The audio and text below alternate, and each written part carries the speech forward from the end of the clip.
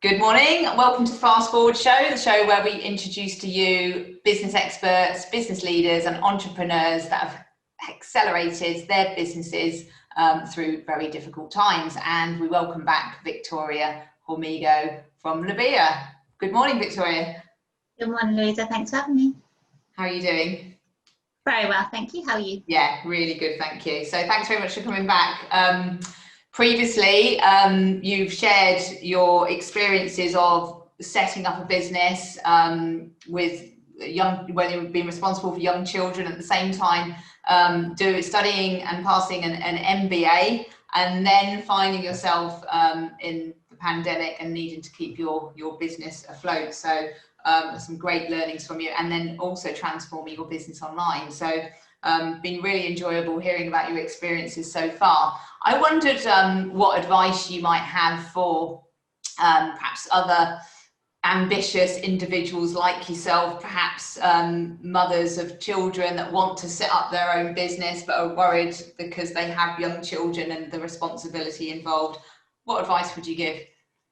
Yeah, no, it's certainly a challenge, I would say, but it also brings, I think, the best out of life for you. So if you are in a juggle, working in big corporates is often a challenge anyway, for some successful women when they then have children and they don't want to lose that opportunity, but they have a lot of travel that's involved. That can be like a big family issue, really.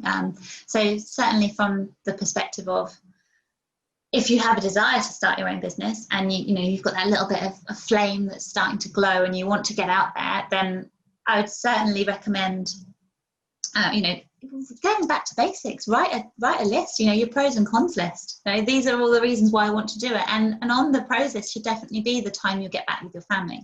But also on the cons list, controversially for that is, you do have to split your brain a little bit. When you've got family time, you need to say, I've got family time and I don't have to worry about the business. And that's really hard as a business owner. So it's definitely a case of weighing things up. But it's certainly the best thing that I've done. And I think the best decision I made for my family.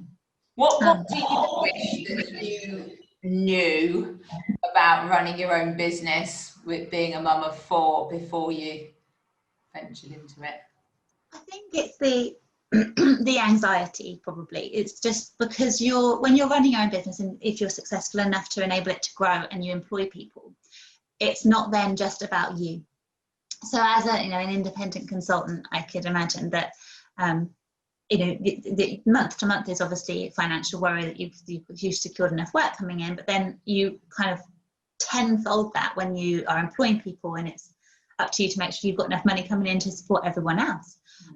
So that for me is probably the biggest stress. But also when it goes really well and you've got the wins and you're seeing clients that are happy, you've employees that are really happy, you can give them treats and send them for meals, or send them flowers, chocolates, things that they say you've done a really good job. And the reward and recognition side of having your own business is wonderful, because you can impart what you feel is an appropriate recognition, and you don't have to go through the cycles of all the red tape and things like that, bureaucracy that you might come across in maybe larger organizations and big corporates nowadays. So there may well be a lot of people, as we know, the country's going through a number of redundancies, and people are in very high level positions, are finding themselves outside of work. So that advice could be really useful to many at the moment. So thank you for that. Well, how important would you say is your support network around you in order to help you do this? That's a great question, and it's off the scale without having the support that I do. And this is support from family and friends, but also if you're thinking of starting a business, getting a business coach, somebody that has done this with lots of other businesses before. I work with a coach and have done throughout lockdown, and also before that.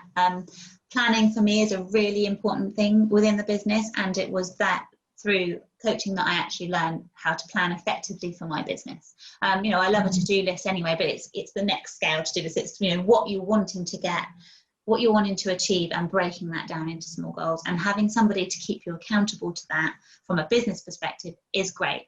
And, and because your personal life comes into what you want to achieve, it should be tied with your business. And I was saying earlier, you have to be able to differentiate. Yes, you totally do when you're spending time on things, but when you're trying to work towards a goal within your business, it's fundamentally linked to what you want to achieve on a personal level, whether you want to have holiday every year or be able to take your children away, to all the different lessons that they want to do. All of those things have a link to what you're wanting to achieve within your business.